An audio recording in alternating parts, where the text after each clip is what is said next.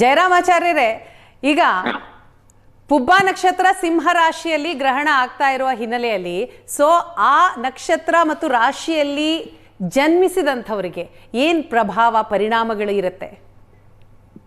ಸಾಮಾನ್ಯವಾಗಿ ಗ್ರಹಣದ ಪರಿಣಾಮ ಆಗುವುದು ಯಾವ ನಕ್ಷತ್ರದಲ್ಲಿ ಪ್ರಾರಂಭ ಆಗ್ತದೆ ಆ ನಕ್ಷತ್ರದ ಹಿಂದಿನ ನಕ್ಷತ್ರದವರಿಗೆ, ಮುಂದಿನ ನಕ್ಷತ್ರದವರಿಗೆ, ಆ ನಕ್ಷತ್ರದವರಿಗೆ ಮತ್ತು ಯಾವ ನಕ್ಷತ್ರದಲ್ಲಿ ಗ್ರಹಣ ಆಗ್ತದೆಯೋ ಆ ನಕ್ಷತ್ರದ ಅನುಜನ್ಮ ಮತ್ತು ತ್ರಿಜನ್ಮ ಅಂದ್ರೆ 9 ಮತ್ತು 9 ಅದರ ನಂತರದ 9ನೇ ನಕ್ಷತ್ರಗಳಲ್ಲಿ ಪರಿಣಾಮ, ಆ ನಕ್ಷತ್ರಗಳವರಿಗೆ ಪರಿಣಾಮ ಆಗ್ತದೆ. ಈ ಬಾರಿ ಹುಬ್ಬ ನಕ್ಷತ್ರದಲ್ಲಿ ಆಗ್ತಾ ಇರೋದ್ರಿಂದ ಮಖ ನಕ್ಷತ್ರದವರಿಗೆ, ಹುಬ್ಬ ನಕ್ಷತ್ರದವರಿಗೆ, ಉತ್ತರ ನಕ್ಷತ್ರದವರಿಗೆ, ಅನುಜನ್ಮ ನಕ್ಷತ್ರ, ಹುಬ್ಬ ನಕ್ಷತ್ರದ ಅನುಜನ್ಮ ನಕ್ಷತ್ರವಾದ ಪೂರ್ವಾಷಾಢ ನಕ್ಷತ್ರದವರಿಗೆ, ತ್ರಿಜನ್ಮ ನಕ್ಷತ್ರವಾದಂತಹ ಭರಣಿ ನಕ್ಷತ್ರದವರಿಗೆ ಇದು ದೋಷದಾಯಕ ಅಂತ ಲೆಕ್ಕ.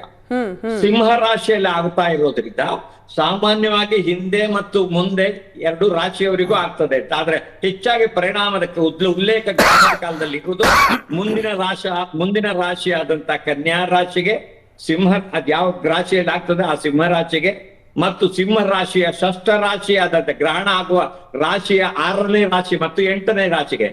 ಇವತ್ತು ಷಷ್ಠ ರಾಶಿ, ಸಿಂಹ ರಾಶಿಯ ಷಷ್ಠ ರಾಶಿ ಅಂದ್ರೆ ಮಕರ, ಅಷ್ಟಮ ರಾಶಿ ಅಂದ್ರೆ ಮೀನ.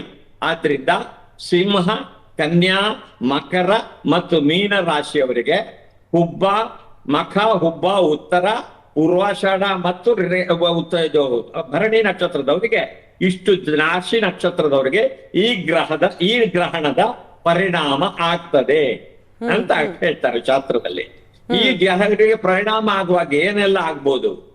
ಈ ಗ್ರಹಣದ ಪರಿಣಾಮ ಒಂದನೇದಾಗಿ ಚಂದ್ರನಿಗೆ ಶೀತಕಾರಕತ್ವ, ಜಲಕಾರಕತ್ವ, ಆನಂತರ ಸಸ್ಯಕಾರಕತ್ವ, ಮನಕಾರಕತ್ವ, ಹೀಗೆ ವಿಶೇಷವಾದ ಕಾರಕತ್ವಗಳನ್ನೆಲ್ಲ ಹೇಳ್ತಾ ಇರೋದ್ರಿಂದ ಸ್ವಲ್ಪ ಮಾನಸಿಕವಾದ ವಿಫಲತೆಗಳಿಗೂ ಕಾರಣ ಆಗುವ ಸಮಸ್ಯೆಗಳು ಈಗ ಉಂಟಾದೀತು.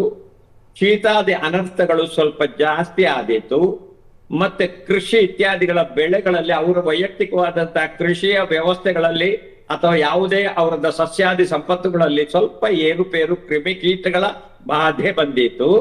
ಹಾಗೆ ಮತ್ತೆ ಅವರದಾದಂತಹ ವ್ಯವಸ್ಥೆಯ ಸ್ಥಿತಿಯಲ್ಲಿ ಔಷಧಿಕಾರಕ ಎಲ್ಲ ಈ ಔಷಧ ಸಸ್ಯಗಳ ಪರಿಣಾಮದಲ್ಲಿಯೂ ಅವ್ಯವಸ್ಥೆ ಆಗ್ತದೆ. ಔಷಧದ ಪರಿಣಾಮದಲ್ಲಿಯೂ ಸ್ವಲ್ಪ ಸೈಡ್ ಎಫೆಕ್ಟ್ ಇತ್ಯಾದಿ ಆಗ್ತದೆ. ಮಾನಸಿಕವಾದಂತೆ ಮತ್ತೆ ನೀರು, ಈಗ ಪ್ರಾಕೃತಿಕವಾಗಿ ಇಡೀ ದೇಶಕ್ಕೆ ಅಥವಾ ಸಮಾಜಕ್ಕೆ ಹೇಳೋದಿದ್ರೆ ಅಲ್ಲಲ್ಲಿ ಅತಿವೃಷ್ಟಿ ಅನಾವೃಷ್ಟಿಗಳಾಗ್ಬೋದು, ನೆರೆ ಇತ್ಯಾದಿಗಳಂತ ಅದು ಗ್ರಹಣದ ಪೂರ್ವದಲ್ಲಿ ಗ್ರಹಣದ ಪರಿಣಾಮ ಇಲ್ಲ. ಶಾಸ್ತ್ರದಲ್ಲಿ ಹೇಳಿ ನ ಪೂರ್ವಂ ಗ್ರಹಣಸ್ಯ ತಾಪಂ ಪಶ್ಚಾದೇವ ಸಮುಭ್ಯತೆ ಅಂತ. ಅಂದ್ರೆ ಪೂರ್ವದಲ್ಲಿ ಗ್ರಹಣದ ಪರಿಣಾಮ ಇಲ್ಲ, ಮತ್ತೆ ಮಾತ್ರ ಪರಿಣಾಮ ಆಗೋದು. ಯಾಕಂದ್ರೆ ನಮಗೆ ಮಲೇರಿಯಾದ ರೋಗಾಣು ತಾಗಿದ ನಂತರ ಮಲೇರಿಯಾ ಬಂದಿತ್ತು ವಿನಃ ನಾಳೆ ನನ್ಗೆ ಮಲೇರಿಯಾ ರೋಗಾಣು ತಾಗಿ ನಾಡ್ದು ಕಾಯಿಲೆ ಬರೋದಾದ್ರೆ ಇವತ್ತಿನಲ್ಲೇ ಮಲೇರಿಯಾದ ವ್ಯವಸ್ಥೆ ನನಗೆ ಏನೂ ಬರ್ತದೆ ಹೇಳಿದ್ರೆ ಅದು ಹುಂಬತನ. ಆದ್ರಿಂದ ಗ್ರಹಣದ ಪೂರ್ವದಲ್ಲಿ ಪರಿಣಾಮ ಇಲ್ಲ. ಈಗ ಅಮೆರಿಕ ಮತ್ತು ಇಸ್ರೇಲ್ ಮತ್ತೆ ದೇಶಗಳು ಸೇರಿ ಇರಾನ್ ಅದೇ ಕೇಳಕ್ ನಾನು ಬಂದೆ ಆಚಾರ್ಯರೇ. ಏನಂತಂದ್ರೆ ಈಗ ಗ್ರಹಣ ಇವತ್ತು ಆಗ್ತಾ ಇದೆ, ಅದಕ್ಕೂ ಮುನ್ನ ನಾವು ಬಹಳಷ್ಟು ದೇಶಗಳಲ್ಲಿ ಯುದ್ಧಗಳನ್ನ ನೋಡ್ತಾ ಇದೀವಿ. ಸೊ ಅದಕ್ಕೂ ಇದಕ್ಕೂ ನಂಟಿದೆಯಾ ಅನ್ನುವಂತಹ ಪ್ರಶ್ನೆ, ಆ ಪ್ರಶ್ನೆಗೆ ಉತ್ತರ ಪಡಿತೀನಿ.